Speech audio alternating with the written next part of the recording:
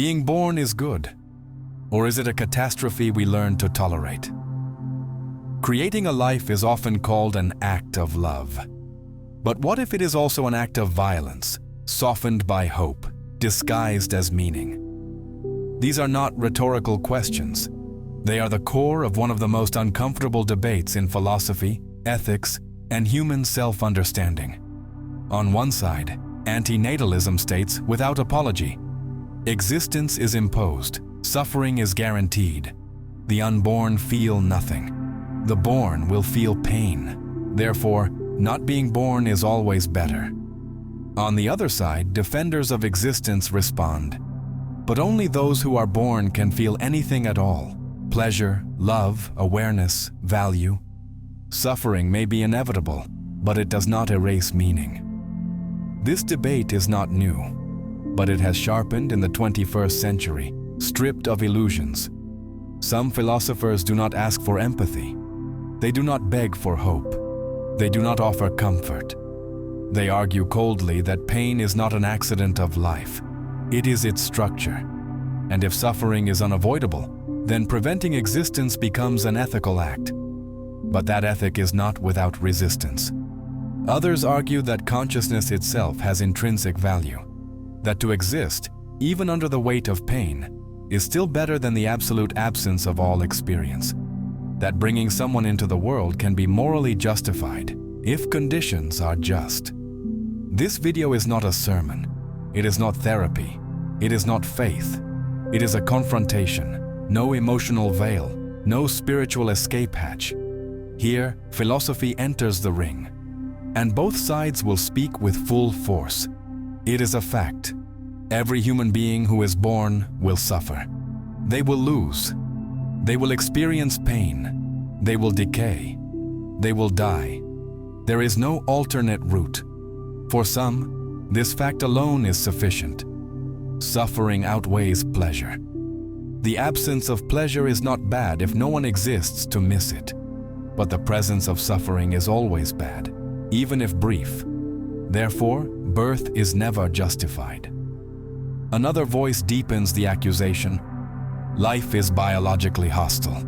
You are born trapped in fear, decay, and vulnerability, only to reproduce the same structure. These ideas do not emerge from bitterness. They emerge from observation. Hunger, war, abuse, chronic illness, depression, anxiety, loneliness, meaninglessness. This is not philosophy in abstraction. It is inventory. To prevent this, antinatalism claims, is not pessimism. It is responsibility. But then comes the resistance. What about the value of being alive? What about the fact that only existence allows anything to matter at all? Another line of thought responds. The harm of death lies in the loss of possible experiences. Consciousness, even when painful, is the only condition under which value can exist. Another voice adds, bringing someone into existence is not blind gambling. If there is good reason to believe their life will be overall positive, then creation can be morally permissible, even good. Here, suffering is not denied. It is acknowledged, and then placed inside a larger structure of meaning. Yes, pain exists. But so does love. So does beauty. So does art, discovery, resistance, memory, and transformation. To deny birth is to deny all of that as well. And then the paradox emerges. The one no side escapes. If living is so bad, why do we resist dying? If non-existence is preferable, why do even antinatalists cling to life? The logic may be clean, but human existence is not. Life continues despite pain. People reproduce despite knowing the cruelty of the world. And many, even after everything, say, I am glad I lived. This video will not tell you what to think. It will show you the strongest arguments on both sides. The brutal logic that life is a sentence, and the unsettling counterclaim that, despite everything, life may still be worth the cost. You will hear them speak, and you may realize that no matter your conclusion, you are already inside the question. The first cry is pain entering the world. Birth initiates a body that feels, a nervous system that reacts, a consciousness that will eventually fracture under something. This is the foundation of contemporary antinatalism. Not emotional rebellion, ethical reasoning. Being born is not a right. It is not a gift requested. It is a decision made by others with irreversible consequences for a being who never consented. At the center of this view lies a simple asymmetry. The absence of suffering is good, even if no one experiences it. The absence of pleasure is not bad, unless someone exists to want it. Translated into reality, creating life guarantees suffering. Avoiding creation guarantees its absence. And since pleasure is unnecessary for the non-existent, the conclusion follows: it is always better not to be born. This philosophy does not live only in books. It appears in war zones, in children born into famine, in incurable disease, in parents who reproduce from expectation rather than capacity. The argument is blunt. If suffering is guaranteed and unchosen, then creation is an ethical risk that should not be taken. But an objection arises immediately. Does suffering erase all value? Here, the counterargument forms. Pain cannot be the only variable, because what is at stake is the totality of experience.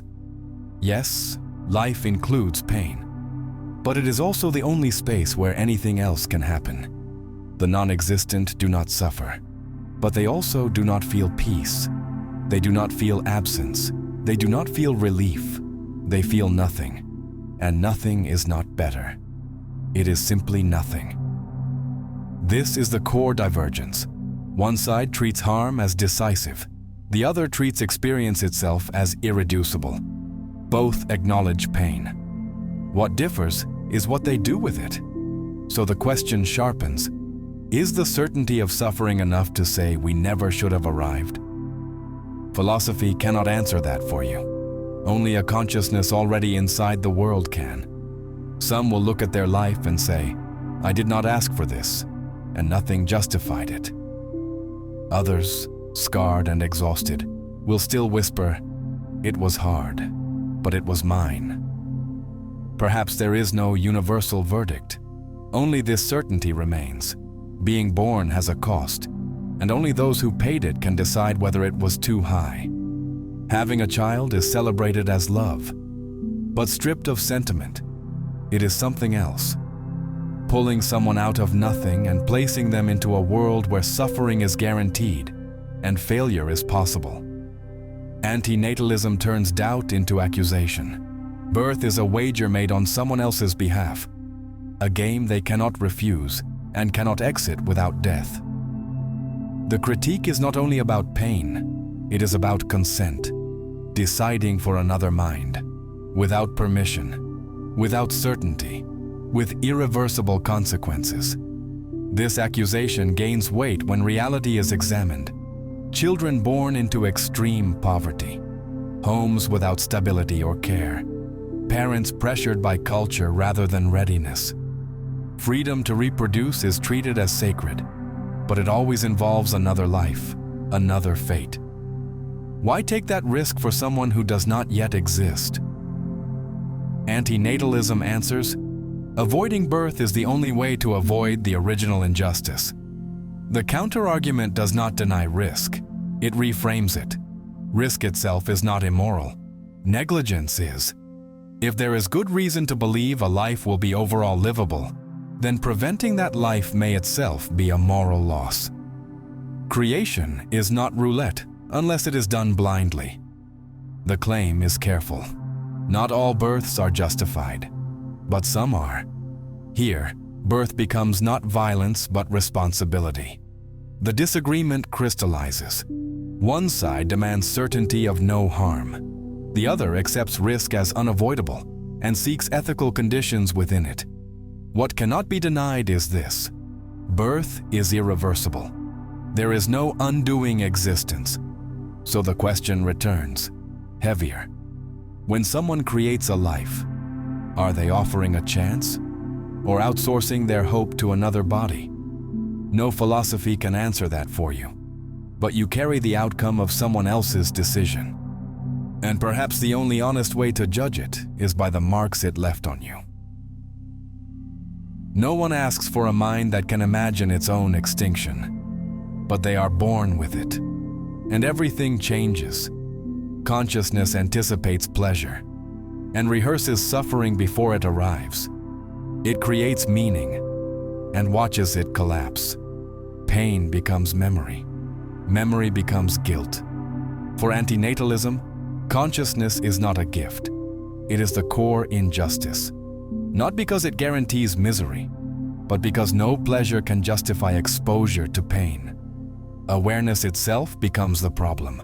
To know that everything ends, that love is temporary, that decay is certain. This alone, some argue, is enough to question the goodness of creation. Life does not have to be unbearable to be unjust. It only needs to be vulnerable. But this argument rests on a one-sided logic. It treats suffering as absolute and joy as optional. Here, resistance emerges. Non-existence is not peace. It is not rest. It is not safety. It is the absence of everything. Consciousness is fragile, but it is the only place where value can appear at all. Without it, suffering disappears. But so does meaning. So does justice. So does truth. Antinatalism erases the battlefield. The counterclaim says, without the battlefield, there is no victory, not even the possibility of one. Consciousness is risk, but it is also the only door, and no one outside it can decide if it was worth opening. A couple chooses not to have children, not from selfishness, but because the world feels unlivable. Climate collapse, economic precarity, mental health crises. It's better not to bring anyone into this. It sounds compassionate. It may be. But what does it conceal? The logic is simple. Preventing pain matters more than allowing possible joy. Do not create, and you guarantee no harm. But this protection comes at a cost. It also prevents resistance, creation, transformation, beauty.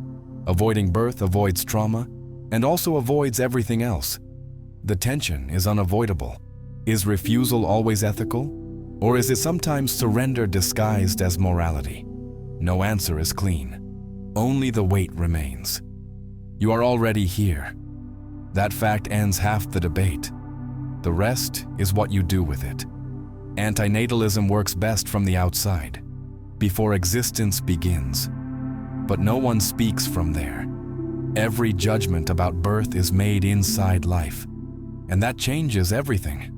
Logic may say non-existence is preferable, but the living rarely desire it. Even in pain, even in failure, even in despair, they continue. Not always from instinct, not always from fear. Sometimes simply because I want to see what happens next. This does not prove life is good. It proves something else. That existence cannot be reduced to calculation. Life is contradiction. Pain coexists with beauty, loss with creation, meaning with absurdity. No ethical system can contain that fully. So maybe the final question is not, was it right to be born? But, now that I am here, what will I do with it? And perhaps one day, does this life deserve another human being? That answer does not belong to philosophy. It belongs to whoever wakes up tomorrow and decides, again, to continue. Before you leave, pause for a moment. If this video stayed with you, if it unsettled you, challenged you, or made you feel less alone in thoughts you rarely hear spoken, then something real happened here. And that already matters. Just watching, listening, and thinking along is support. Sharing the video is support. Being here is support. But if you feel this work deserves to go deeper, you can help carry it forward. Becoming a channel member isn't just about perks. It's about belonging to a space where difficult questions aren't softened or rushed. Members help keep this channel independent, slow, and honest. And if one video truly resonated, Super Thanks is a quiet way of saying, "This mattered to me." No pressure, no obligation. Your presence already counts. Everything beyond that is generosity.